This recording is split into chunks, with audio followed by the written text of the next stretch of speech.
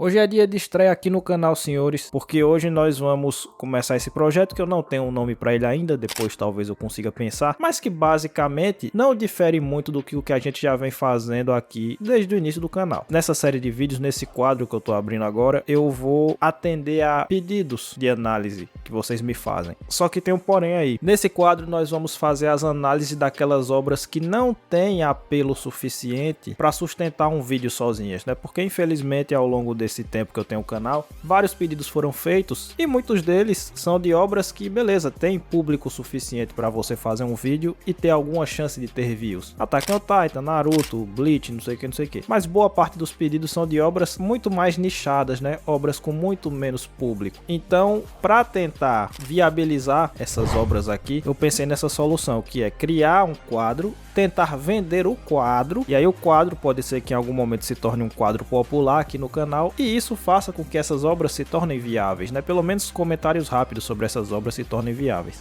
E aí você me pergunta, tá, mas se essas obras não têm público suficiente, para que se dá o trabalho de falar sobre elas no canal então? E aí é que entra o ponto no qual esse quadro vai ser bom para mim também. Por quê? Porque a maioria das obras que tem público, sejamos honestos, ou são obras de shonen, de porrada, né? Ou de esportes, mas shonen, ou são obras de isekai, ou sei lá, o manhwa que tá na moda agora. Existe todo um continente, toda uma série gigantesca de mangás e de tipos de mangá e de abordagens dentro da arte dos quadrinhos que não conseguem ter esse apelo todo, que ficam mais em certos nichos, mas que seriam e são e representam experiências importantíssimas para quem quer adquirir bagagem na arte dos quadrinhos. Então, esse quadro, na medida em que ele vai me permitir conhecer coisas diferentes, ele vai enriquecer o meu repertório e isso vai me fazer um analista melhor das obras que eu for analisar aqui no canal. Então, além de ser uma maneira de eu atender aos pedidos que vocês me fazem, mais alternativos, vamos dizer assim, ele também vai me servir para aumentar o meu próprio repertório, para me fazer um leitor melhor de quadrinhos, tá? Nós vamos começar hoje e o conceito do vídeo é muito simples. Eu vou falar de 3 ou 4 mangá por episódio, fazendo comentários rápidos. É óbvio que se eu fosse fazer as análises do tamanho usual, o vídeo teria 2 horas, então não é isso que nós queremos. Então são comentários rápidos, curtos, para a gente poder comentar mais de uma obra por vídeo, tá? E aí, bom, para os episódios futuros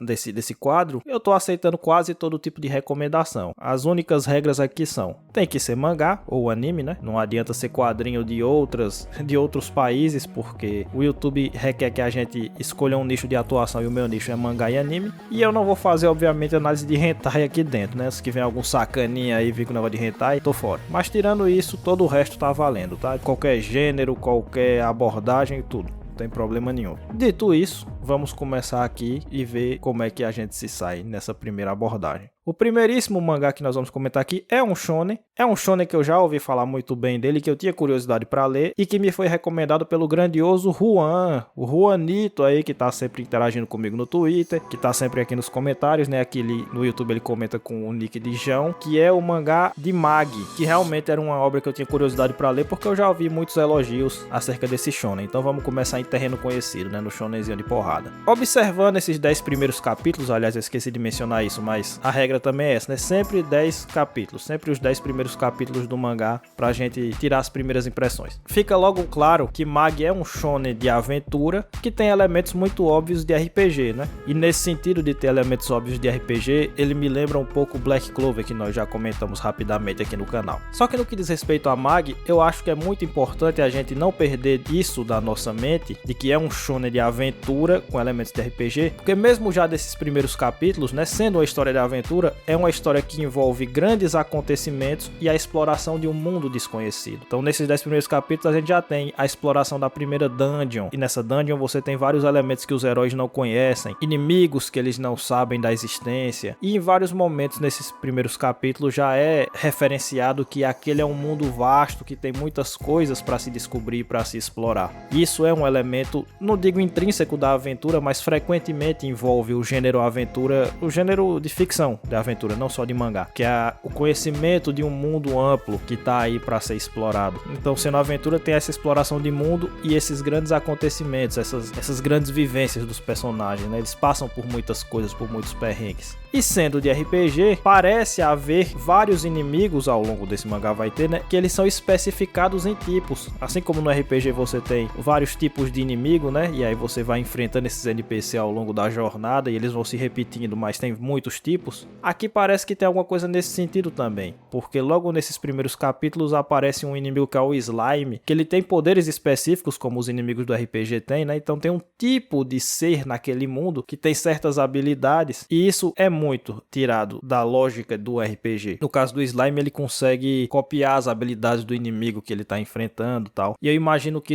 que esse tipo de coisa, de novos seres, novos inimigos que eles vão conhecendo à medida que eles vão conhecendo o mundo, que isso vai ser uma coisa frequente ao longo dos capítulos no mangá. Eu desconfio disso, né? E aí uma coisa que me chamou a atenção nesses primeiros 10 capítulos, nesse primeiro volume, é que se a gente pode falar nesses termos, eu diria que a aventura e os elementos de RPG se sobressaem em cima das características de um shonen de porrada típico. De maneira que eu fiquei muito curioso para saber como é que essa série vai seguir, porque são mais de 300 capítulos, é uma série grande, é uma série extensa. Eu fiquei curioso para saber se ela vai manter esse clima de aventura até o final, ou se em algum momento você vai ter a virada para ela se tornar um shonen mais tradicionalzão. Ou seja, se ela vai seguir o caminho de Dragon Ball, porque esse início de Mag lembra muito o início de Dragon Ball em vários aspectos, que eu vou comentar um pouquinho mais daqui a pouco. Mas como nesse início a aventura e o RPG predominam, eu fico curioso para saber quais são os próximos passos dessa história. Porque quando é um shonen de porrada típica, a gente sabe qual é mais ou menos a progressão. Aparece um inimigo, e aí os heróis têm que treinar, têm que se superar para vencer esse inimigo, depois aparece outro, e os heróis têm que treinar e se superar para vencer esse outro, e fica nisso, né? Geralmente o shonen tem uma progressão muito linear. Alguns autores gostam de brincar com isso, mas geralmente é por aí. Agora, no História de Aventura, você nunca sabe o que vai acontecer no passo seguinte. Esse é o ponto da aventura. O ponto da aventura é que você vai descobrindo as coisas à medida que os personagens vão descobrindo as coisas, que eles vão vivendo, eles vão se lançando em aventuras. Então eu me pergunto se Mag vai tomar esse passo, se tomou, né, porque é um mangá que já acabou, se ele tomou esse passo muito corajoso que seria se manter como um mangá de aventura ao longo de 300 capítulos, 200 e tantos capítulos, e aí a autora se desafiar a trazer coisas novas e diferentes, improváveis o tempo inteiro, né? Ela desafiar a sua própria criatividade dessa maneira. Como eu disse, esse início lembra o começo de Dragon Ball até na ambientação, né? Porque o primeiro arco de Dragon Ball é muito um arco do deserto, e tem uma parte lá que eles vão para uma cidade que é claramente inspirada na cultura árabe, e Mag é uma obra inspirada na cultura árabe que se passa no deserto, então até a ambientação se assemelha. Mas também se assemelha, obviamente, do ponto de vista narrativo, porque Dragon Ball começa como uma aventura clássica, e o primeiro arco de Dragon Ball, que é o do Pilaf, é o mais aventuresco de todos. À medida que Dragon Ball vai avançando, ele vai cada vez mais perdendo esses elementos. Que eu não acho ruim que ele tenha perdido, porque eu gosto muito do que vem depois, mas eu sempre fiquei curioso para saber o que é que Dragon Ball faria se continuasse sendo a história da aventura. Então talvez Mag seja uma pedida muito boa para eu continuar lendo, para eu saber dessas coisas, né? Outra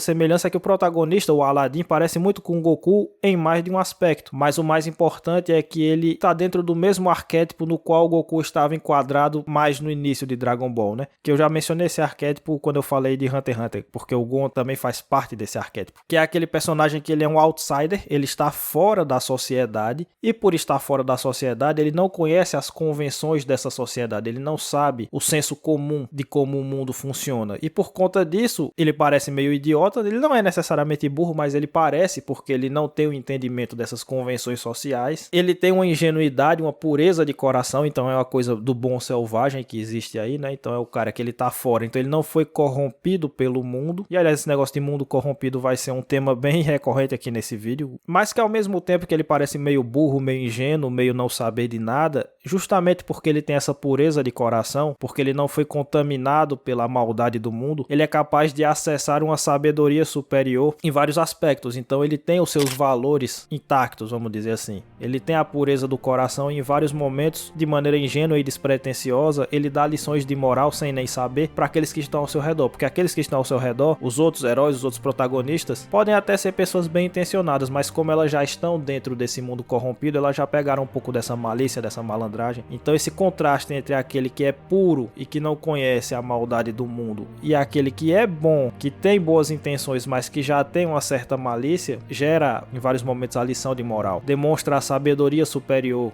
desse ser que parece burro, que parece ingênuo, mas que na verdade ele tem o coração coração no lugar mais certo do que os outros, né? Isso acontece o tempo inteiro com o Aladdin e na dinâmica dele com o Alibaba, porque o Alibaba é um malandrão, é um cara que ele é bem intencionado, mas ele é um malandrão. Então essa dinâmica aí lembra muito, por exemplo, o que acontecia com o Goku e a Bulma, ou o Goku e o Kuririn no início de Dragon Ball. Então nesse sentido também existem as semelhanças entre Magi e o mangá do Akira Toriyama, principalmente no começo. Ele também faz parte do arquétipo do personagem que tem uma força descomunal, né? Que no caso não é dele, mas do Jin, que acompanha ele lá dentro da flauta. E ele tem até um negócio que parece com a nuvem voadora, que no caso é o turbante dele que vira um tapete voador. Então assim, não tem como não perceber as muitas semelhanças com o Goku. Essa é uma obra que já desde o início ela finca muito pé em questão de poder da amizade. Logo nesses 10 primeiros capítulos, você já começa com esse ponto da amizade sendo enfatizado muitas vezes, que é a relação que começa a se desenvolver entre o Aladdin e o Alibaba, que era uma coisa que eu particularmente até gostaria de que se estendesse um pouco mais, porque o Alibaba, sendo um malandro, como eu disse, ele tem muito essa coisa de que ele tá inicialmente usando o Aladdin para os seus próprios propósitos, mas já nesse inicinho ele já começa a desenvolver uma afeição real pelo Aladdin e já começa a respeitá-lo de verdade. E eu particularmente gostaria que isso tivesse demorado um pouquinho mais, que esse arco tivesse durado um pouquinho mais. Mas o fato é que já desde o início o Magi finca muito pé nesse negócio do poder da amizade, que é tão típica do shonen, né? E tem várias lições de moral. Então tem pequenas historinhas onde há lições de moral até muito óbvias, tipo, tem um personagem lá que ele é muito ganancioso, ele é muito caricato, ele é muito ganancioso, então ele fala coisas como,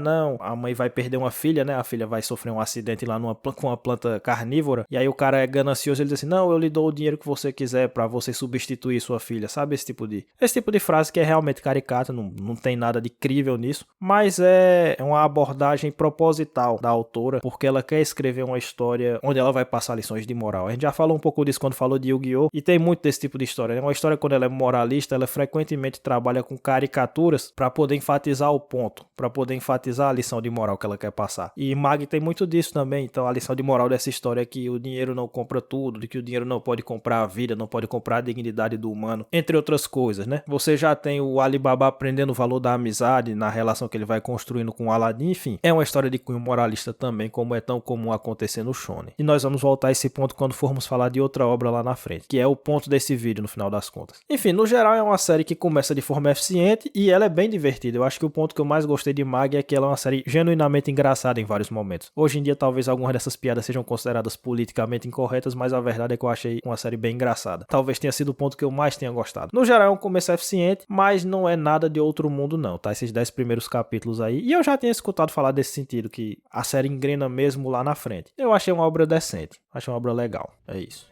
A segunda obra que nós vamos comentar aqui é Shamu.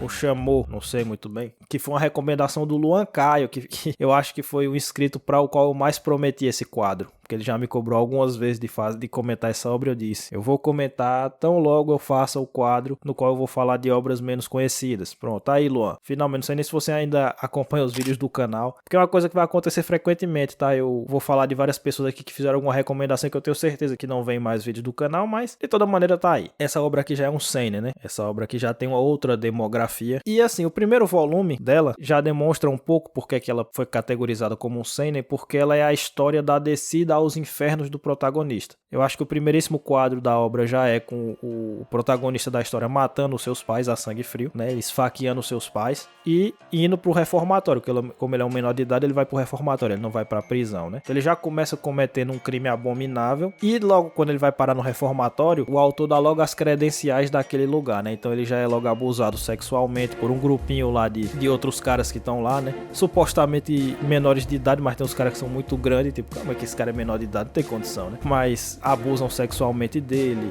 espancam ele é perseguido, ele é maltratado pela própria equipe do reformatório, que é retratada como corrupta, mal intencionada, formada pelo pior tipo de gente da sociedade, né? E lá dentro, pra piorar essa descida aos infernos, lá dentro ele é ostracizado pelos próprios outros internos por causa do que o crime dele é abominável, né? Ele matou os pais, então isso é um negócio que não é aceito pela própria comunidade ali de dentro, que é formada de delinquentes juvenis, mas mesmo pra eles isso já é demais. Então, em resumo, o ponto geral da série é: o indivíduo cometeu um crime abominável, e aí os motivos vão ficando claros ao longo já desse inicinho, e a partir daí a vida dele se torna um inferno completo, em tudo. Pra onde quer que ele olhe, ele só vê mais sofrimento e mais dor, e é esse o ambiente básico no qual a história se desenrola. A pá de cal desses 10 primeiros capítulos, pelo menos, é que a irmã dele entra na prostituição, porque como ele matou os pais e ele foi pro reformatório, a irmã ficou sozinha no mundo, e aí pra ela conseguir se virar de alguma forma, ela teve que vender o próprio corpo. Então ela vai viver dessa forma e ela se despede dele pra sempre e não quer mais contato com ele de nenhum tipo, porque de alguma forma ele destruiu a vida dela. Apesar de ela entender os motivos dele, ele destruiu a vida dela. Ou seja, o autor pesa muito a mão aqui pra mostrar que o protagonista tá na merda, que ele tá na pior situação possível, né? E é interessante que nos 10 primeiros capítulos desse mangá não acontece muita coisa. Não acontece muita coisa, e isso é o que esse mangá tem de melhor. Ele tem o ritmo que eu mais adoro, porque quem acompanha os vídeos desse canal já sabe que eu elogiei muito Bleach em vários momentos por causa disso. Eu não gosto de história muito corrida. Eu gosto quando o autor leva o seu tempo para desenvolver tudo o que ele quer desenvolver. E aqui é exatamente isso. No primeiro capítulo, o cara vai parar no reformatório, ele já vai sofrer um abuso sexual. No segundo capítulo, ele vai ser espancado. No terceiro capítulo, vai mostrar que tem um carinha lá que fica perseguindo ele. No quarto, então as coisas vão levando o seu tempo com calma, para que você, enquanto leitor, vá digerindo as coisas aos poucos. E eu gosto muito mais disso do que quando a história é corrida demais e não dá tempo de você entender o que está acontecendo direito. Então, eu adorei, já vou adiantar aqui, eu adorei a experiência de ler Shamu por causa do ritmo da história em si. Narrativamente falando, é bom, a gente vai falar disso daqui a pouquinho, mas o ponto que me deixou muito empolgado lendo esse mangá foi o ritmo. O cara faz as coisas no tempo correto, o cara não se apressa, o cara faz as coisas direitinho, passo a passo, e você vai assimilando aquilo aos poucos. Por si só já fez com que fosse, de todos os 4 mangá que eu li para esse vídeo, o que eu apreciei mais. Já adianto aqui. Um outro destaque que eu quero dar aqui é para a arte do mangá, que é uma coisa que eu não costumo falar muito, porque eu não entendo muito, então eu não gosto muito de ficar metendo o bedelho em coisa que eu não entendo, mas é muito perceptível que faz parte do estilão do autor comunicar muita coisa pela narrativa visual. Ele usa pouco texto, muito pouco texto. E, portanto, por usar pouco texto, ele tem que caprichar em outros aspectos. Eu acho que nessa obra aqui é uma daquelas que o escritor é uma e o desenhista é outro. E ele tem que caprichar em outros aspectos, como, por exemplo, a fisionomia dos personagens. Porque como todos eles estão num ambiente que parece uma prisão, todos eles têm o cabelo raspado. Então, para você não confundir cada detento, né, para você não confundir os personagens, cada um tem que ter uma fisionomia diferente, rostos com características diferentes. Isso é interessante. Ele tem que usar muita expressão facial para demonstrar emoções, porque várias vezes ele não quer usar o texto. Isso também é muito interessante. A composição dos quadros é bastante cinematográfica, que é uma característica muito de mangá, né? A revolução lá do Osamu Tezuka nos anos 50 foi isso, foi tornar as histórias em quadrinho mais cinematográficas. E esse mangá usa muito disso, porque ele usa pouco texto. Então a composição de vários quadros passa mensagens claríssimas. O uso de metáforas visuais transmite mensagens. E a pegada da arte em si é bastante cinematográfica. O autor aqui particularmente gosta de usar muito aquilo que em cinema chama de plano detalhe, né? Que é quando a câmera no cinema foca em um objeto específico para fazer com que o público, no caso o espectador do cinema, repare em algum detalhe específico e isso de alguma forma passe alguma mensagem. O autor aqui gosta muito de usar isso e gosta muito de compor a cena que ele quer construir com vários planos detalhe. Depois eu fui pesquisar um pouco e eu descobri que o cara é realmente um diretor de cinema, então assim, não surpreende. Provavelmente o storyboard dele, ele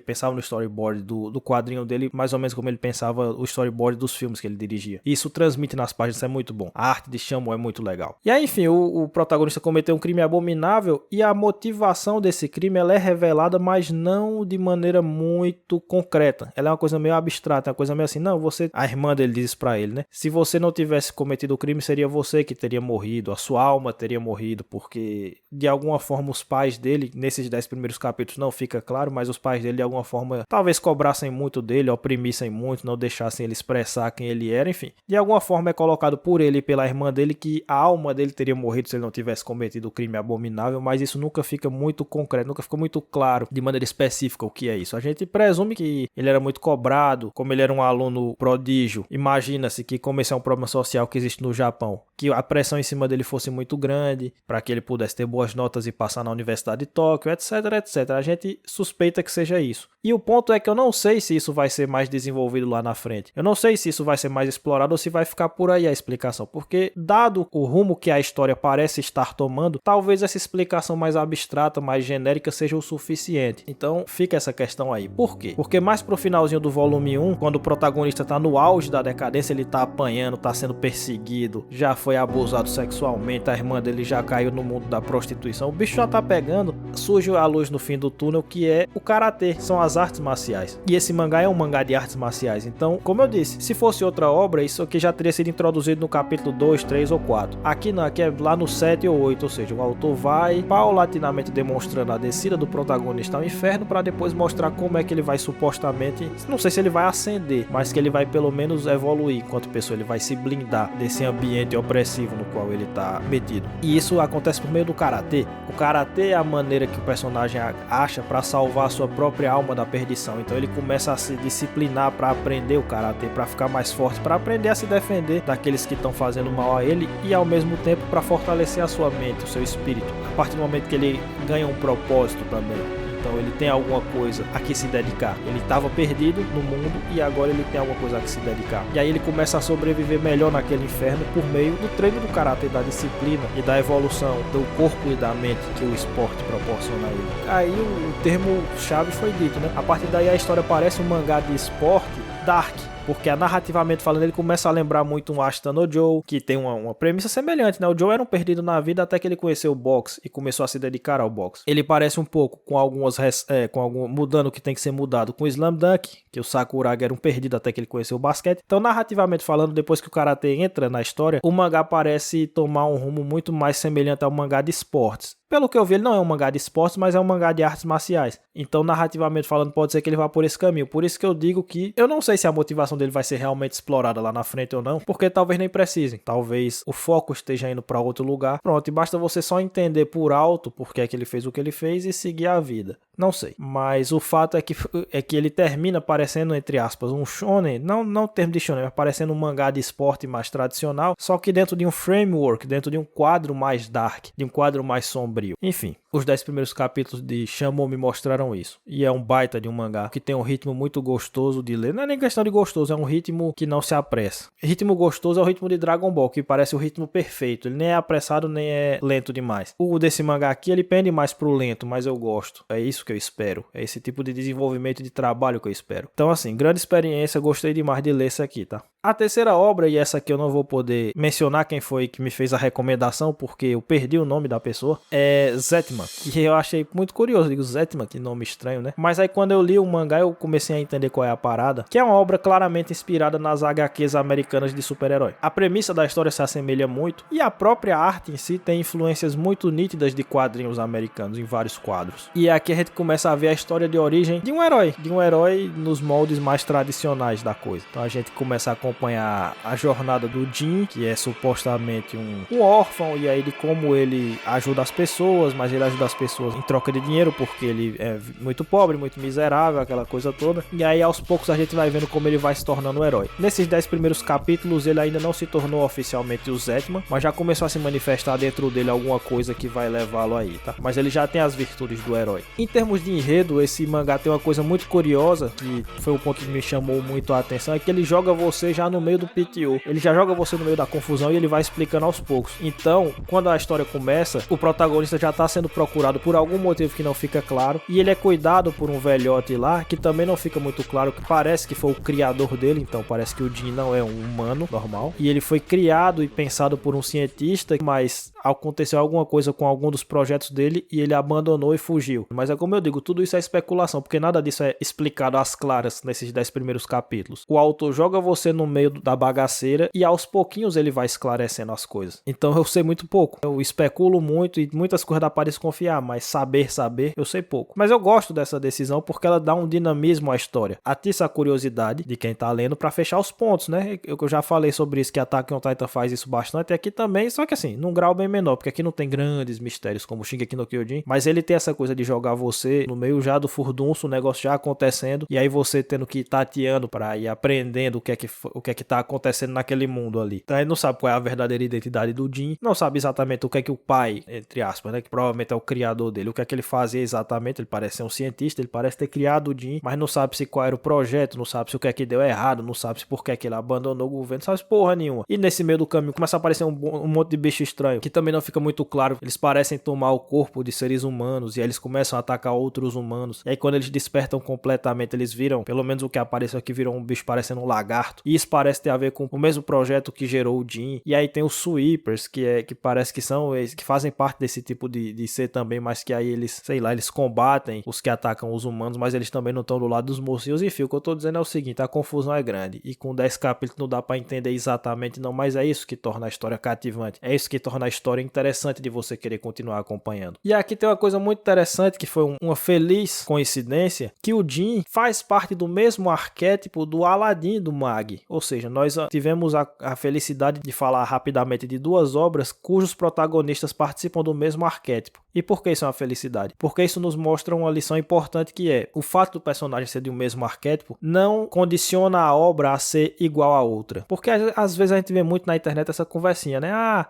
sei lá, shonen é tudo igual. O Zetman nem é considerado um shonen, ele é considerado um seinen, mas shonen é tudo igual. Por quê? Ah, porque os protagonistas são todos órfãos, porque eles todos são determinados, porque eles todos têm o poder da amizade, porque não sei o que, não sei o que. Mas essas escolhas de roteiro, elas não condicionam a obra a seguir para nenhum caminho específico. Você pode pegar um personagem do mesmo arquétipo e trabalhá-lo de uma maneira completamente diferente, levando a obra para caminhos completamente diferentes. E o fato de a gente ter conseguido falar de Mag e de Zetman no mesmo vídeo mostra isso, vai me permitir mostrar isso. Porque o Jin tem o mesmo arquétipo do Mag, ele é um outsider da sociedade, como eu disse. A impressão que dá é que ele é uma criatura, ele não é uma pessoa, ele foi criado, e ele tem que ir aprendendo as coisas, ele tem que ir aprendendo o modo como o mundo vai funcionando, e tem um dos capítulos nos quais o pai dele, né, o pai ou o criador dele, vai ensinando várias coisas. Ó, vou lhe ensinar o valor do dinheiro, ó, vou levar você pra gente comprar uma roupa, pra gente comer num restaurante, pra você conhecer como é o mundo. Então ele tem muito essa coisa do Aladdin, de estar de fora do mundo e não conhecer as convenções do mundo, e de ser uma pessoa pura de coração, porque ele já tem as virtudes heróicas antes dele se tornar oficialmente o herói. Mas o caminho pelo qual o autor leva é completamente diferente, porque o caminho que a autora de Mag constrói com o Aladdin é o de tornar esse personagem uma bússola moral daquela história, como eu já disse. Ele é aquele que, por estar fora da sociedade, tem a pureza de coração, e por isso ele consegue mudar aqueles que estão ao seu redor. Aqueles que estão ao seu redor vão sendo melhorados enquanto pessoas ao entrar em contato com a pureza do Aladdin, que na sua ingenuidade vai dando várias lições de moral ao longo da jornada. O Jin não. O caminho que o autor de Zetman leva ao Jin é o caminho de a gente ir acompanhando aos poucos como o Jin vai se humanizando, como ele vai ficando cada vez mais integrado naquela sociedade. Então ele não vai permanecer de fora da sociedade para dar lições de moral para a sociedade. Ele vai cada vez mais compreendendo o que é ter um sentimento humano. Então quando o criador dele morre, né, nesses 10 primeiros capítulos, começa a ficar triste, e ele não sabe o que é ficar triste, ele não sabe o que é ser triste, ele não sabe por que tá descendo lágrima do olho dele. E aí ele conhece uma menina, uma mulher, uma prostituta que o acolhe, e ela vira uma figura materna para ele. Ele não entende o que é uma figura materna, ele não conhece o afeto, ele vai conhecendo essas coisas aos poucos. Então um dos pontos centrais de Zetman é que é uma história muito psicológica, entre aspas, nesse sentido, porque a gente acompanha a evolução do personagem à medida em que ele vai adquirindo cada vez mais sentimentos humanos. E o herói, eu acho que é Zet, o nome do herói, vai despertando dentro dele justamente à medida em que ele vai descobrindo esses sentimentos, porque a primeira cena na qual ele supostamente desperta é quando ele tá atacando um cara, o cafetão da prostituta, que virou a figura materna dele, né? O cafetão vai lá oprimir a mulher e ele vai defendê-la, e aí essa raiva que ele sente, porque ele tá vendo uma figura querida sendo atacada, faz despertar pela primeira vez esse herói dentro dele. Então perceba que as histórias pegam lados completamente opostos. Mag é uma aventura na qual o seu protagonista, por ser ingênuo, é a bússola moral daquela história. Já o Jin não. O Jin é o protagonista de uma obra psicológica de herói, no qual ele vai aprendendo a ter sentimentos humanos, ele vai aprender a trabalhar com seus próprios sentimentos. Então o mesmo arquétipo trabalhado de maneiras completamente diferentes. Isso nos mostra que essas análises que geralmente fazem aí de que tudo igual por causa dessas características pontuais são análises superficiais, porque a característica pontual pode ser trabalhada de infinitas maneiras diferentes. Aqui foram duas maneiras, mas existem infinitas outras maneiras de você trabalhar esse mesmo arquétipo, como por exemplo o Togashi faz em Hunter x Hunter, ele leva para outro caminho, e o Akira Toriyama levou para um outro caminho ainda, que é o Goku, enfim. É interessante a gente analisar esses caminhos que a arte pode tomar e perceber que as possibilidades da arte são infinitas, e que a gente tem que ter o olho atento para perceber essas coisas, ao invés de fazer análises superficiais demais, né? No geral, eu gostei de Zetman, achei um mangá instigante, me parece que é um mangá que tem muito potencial de construção de personagem, principalmente do Jin, e ao longo dessa jornada, um mundo vai sendo construído, né? Esses mistérios que foram jogados aí vão sendo resolvidos, e outros personagens vão sendo trabalhados. Parece um mangá muito interessante mesmo. E o último mangá que nós vamos falar aqui é uma história que eu já tinha ouvido falar bem, que é Rainbow, que é outro seinen. Depois que eu comecei a ler, eu percebi que ele tem vários elementos comuns com o Shamo, e se eu soubesse disso eu não teria lido Rainbow agora, porque é bem parecido em vários aspectos. É que assim, é bem parecido em vários aspectos pontuais também. A premissa é parecida, porque os protagonistas dessa série, eles são também detentos, né? Eles vão pro reformatório juvenil porque eles são criminosos. E a gente vai ver a vida deles lá dentro da prisão, e a gente vai ver o sofrimento, a gente vai ver eles descendo aos infernos, como o protagonista de Shamo também fez. E até um deles tem uma história muito semelhante, que é a irmã, ele tem uma irmã no orfanato, e a irmã dele vai ser adotada por um abusador. E aí ele vai perder o contato com ela. Então tem vários pontos de enredo em comum que não tornam essas obras exatamente iguais, muito pelo contrário. Também é um outro exemplo de como você pode pegar premissas iguais ou muito parecidas e levar histórias para caminhos diferentes. Aliás, quem recomendou Rainbow foi o Reginaldo Antônio, tá? Só pra constar aqui. No geral é uma obra mais dinâmica que Shamo, porque Shamo tem aquele ritmo que eu tanto adoro, que eu tanto gosto. Rainbow é mais dinâmico, mas em alguns aspectos eu acho que ele se apressou demais. Por exemplo, os personagens principais já criam uma relação de amizade no capítulo 3, no capítulo 4, e eles acabaram de se conhecer. Me parece apressado demais para esse tipo de relação ter sido construída, né? Não que eu acho um mangá em si corrido demais, e nem que eu ache esse um problema muito sério, mas quando eu comparo um mangá que tem um ritmo que me agrada tanto com outro que tem uma premissa parecida, mas que o ritmo já tem algumas coisinhas que eu posso pontuar, eu acho interessante fazer esse comentário. Já nesse primeiro volume nós temos a exploração de ao menos uma parte do background, né? Porque aqui é o contrário de Shamo, não é um protagonista só, são 7. São 6 caras que são presos no mesmo dia e tem um que já tá lá, então eles são todos habitantes da mesma cela, e é esse grupo de protagonistas que nós vamos acompanhar. Então nós já vamos conhecendo o background de alguns deles, não dá pra acompanhar com detalhe de todos, porque são 7 personagens, mas já vai vendo de alguns. Então tem o Joe, que é esse órfão, eu nem lembro porque que ele foi preso, mas assim, uma característica interessante também de se observar é que, possivelmente para não prejudicar a empatia do leitor com seus protagonistas, o autor fez questão de botar cada um deles cometendo um crime compreensível dentro das circunstâncias. Então tem um lá que o crime dele foi que ele viu a mãe dele sendo atacada, o cara foi lá e atacou o cara e matou o cara, ou tentou, quase matou o cara, mandou o cara pro hospital porque ele viu a mãe sendo atacada. O outro ia ser estuprado e aí para se defender ele foi lá e atacou. O outro roubou para comer, enfim. Então são sempre crimes dentro de uma perspectiva justificável para você não ter dificuldade de criar empatia com esses personagens, né? Nesse sentido, o Shamo foi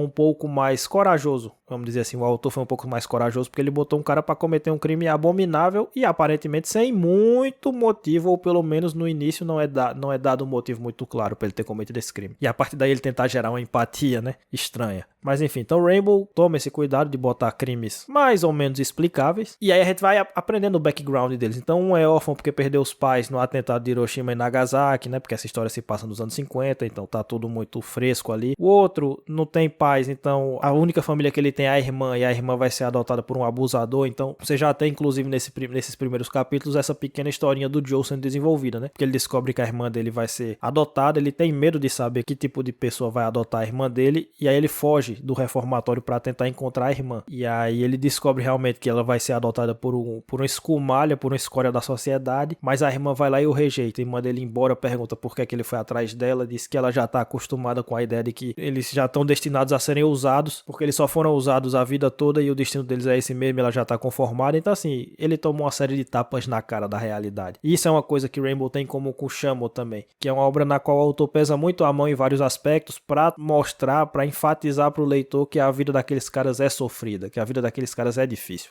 Nós já temos também, como é um mangá bem dinâmico, nesses 10 primeiros capítulos, nós já temos um pequeno arco de evolução de um dos protagonistas, que é o Baremoto, né? Que ele entra lá com uma perspectiva muito egoísta, que ele não confia em ninguém e não sei o que, e aí ele quase causa a morte dos outros caras da cela dele por causa disso. E aí, ao ver que mesmo diante de uma situação extrema, os caras mantêm a solidariedade entre eles, ele aprende essa lição. Então ele deixa de ser egoísta e vira um cara um pouco mais de grupo, um pouco mais altruísta. Então nesses 10 capítulos você já tem um background de vários caras, você já tem um arco de personagem de um deles. Então muita coisa é feita em 10 capítulos. Algumas relações entre esses personagens já começam a se fortalecer, algumas relações muito interessantes. Então, por exemplo, um dos personagens que chama Mario, ele parece se apegar ao Wan-Chan, que é o líder do grupo, como a uma figura paterna, é uma coisa interessante de se perceber. Outros já têm outra relação com esse cara. Então o elenco vai construindo relações diferentes entre si, cada um com sua personalidade, e esse parece ser o centro do mangá. Então, novamente, a gente teve a coincidência, a felicidade ou não, mas de comentar dois mangá que têm premissas muito semelhantes, pra gente poder perceber que cada um vai pra um lado. Shamo vai pro lado de um mangá de artes marciais, então ele vai focar nisso, na arte marcial como sendo aquilo que vai salvar a alma do seu protagonista. Enquanto que em Rainbow, o foco vai ser na relação de amizade que esses caras que foram colocados nessa circunstância desgraçada juntos vão desenvolvendo entre si. Então essa relação vai se desenvolvendo, vai se fortalecendo, e é isso que vai salvar a alma de cada um deles. É quase um slice of life da desgraça, né? Como esses caras vão sobreviver dentro desse inferno e como as relações de amizade entre eles vão se fortalecer. É uma obra de decadência e é uma obra muito caricata, mas de maneira proposital, porque a ideia é mostrar que o mundo é decadente, principalmente o Japão na situação na qual estava, né, no pós-guerra. Ele é um mundo de dor e de desgraça mesmo, e ele é habitado por demônios, e a arte desse mangá mostra isso em vários momentos. Em vários momentos os personagens ficam com feições demoníacas. O doutor que abusa dos caras sexualmente, ele tem uma feição demoníaca em um dos quadros. O guarda que é corrupto e fica perseguindo todo mundo e querendo prejudicar todo mundo a troco de nada, ou às vezes porque ele tá com medo, né? Porque ele tá acuado. Ele tem uma cara demoníaca. O cara que vai adotar a irmã do Joe, ele tem uma cara demoníaca. A velha, que é a dona do orfanato, que abusava do Joe, ela tem uma cara demoníaca. Então todos eles têm atitudes demoníacas e têm cara demoníaca. Então essa obra, ao contrário do que muita gente pode pensar, que é um seinen, é uma obra mais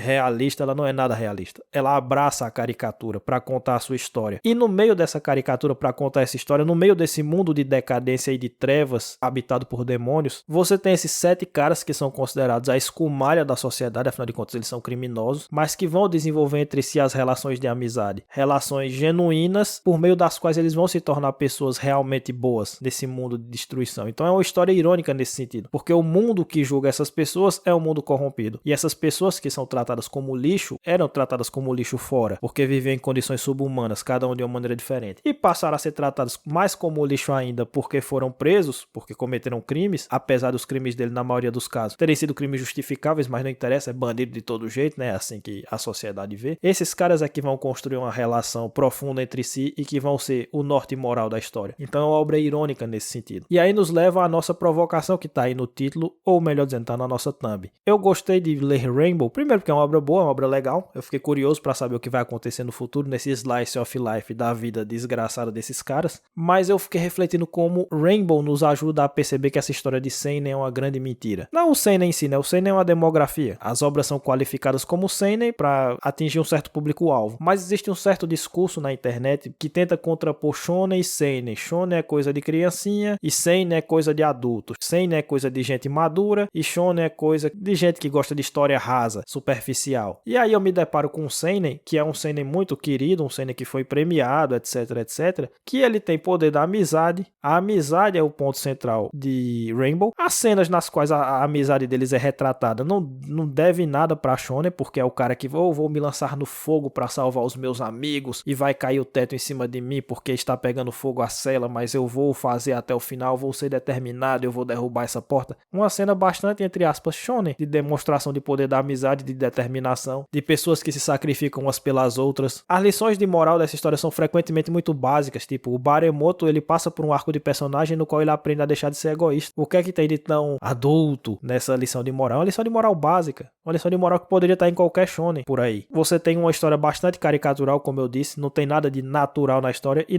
não entendam mal não tô criticando não, tá? Pra mim essa é a característica da história e eu gosto disso, desse mundo habitado por demônios, dessa ideia de ser um mundo habitado por demônios, mas é caricatural, não tem nada de realista nisso, não tem nada de adulto nisso, não tem nada de nada. É uma história moralista também, igual qualquer outra que a gente tá mencionando aqui, ela é tão moralista quanto o Mag, por exemplo. As lições de moral são tão abertas e tão esfregada na sua cara quanto Mag. Então, essa obra só é caracterizada como seinen porque ela tem elementos assim, ela fala de prostituição de maneira direta, e Mag também, curiosamente, Mag tem uma cena no cabaré, mas é uma cena humorística, né? E Rainbow não, Rainbow fala de abuso infantil, fala disso e daquilo, fala de estupro e tal. Então, por causa desses temas muito chocantes, vamos dizer assim, ele é categorizado como um seinen, mas não é uma história mais profunda ou mais madura do que o shonen, e isso não é um demérito, isso é só pra dizer o seguinte: se você é um cara que acredita nessa divisão de shonen e seinen como sendo mais do que uma demografia, repense, porque eu acho que o shonen é uma tradição de história sim, mas ele não é uma tradição de histórias rasas e nem de temas rasos. Tem muito shonen que reflete temas muito profundos, tem muito shonen que reflete temas muito sofisticados e de maneira sofisticada, e tem muito seinen que abraça a caricatura e abraça o poder da amizade como sendo aquilo que vai salvar a alma das pessoas, aquilo que vai mudar o mundo e tal, e Rainbow faz isso, e tá tudo certo, é uma baita história, um baita mangá, um mangá que eu fiquei curioso pra continuar lendo também, mas que nos ajuda a perceber, se a gente estiver observando as coisas com um olhar atento, que esse negócio, essa divisão rígida de seinen e shonen é uma mentira, é uma grande mentira. Então, nesse sentido que eu digo que o seinen é uma mentira, esse discurso que se vende por aí de que não, eu sou maduro, eu gosto de seinen, na verdade é um discurso bastante adolescente, porque adolescente que acha que é maduro porque viu sangue, porque viu sexo, porque viu bebida e drogas, aí ele acha que ele é maduro por causa disso. Isso não é cor de adulto, isso é cor de adolescente, meu querido. Beleza, meus senhores? É a primeira versão que nós estamos fazendo desse quadro, espero que tenha ficado legal, imagino que eu vou melhorando aos poucos nessa arte aí de fazer comentários mais curtos sobre cada uma das obras. Por enquanto é isso, vamos ver aí qual a repercussão desse quadro. Com certeza vai ter mais episódios onde eu vou atender a recomendações que vocês foram me fazendo ao longo desses anos, beleza? Semana que vem, Dragon Ball Super, porque o arco do Super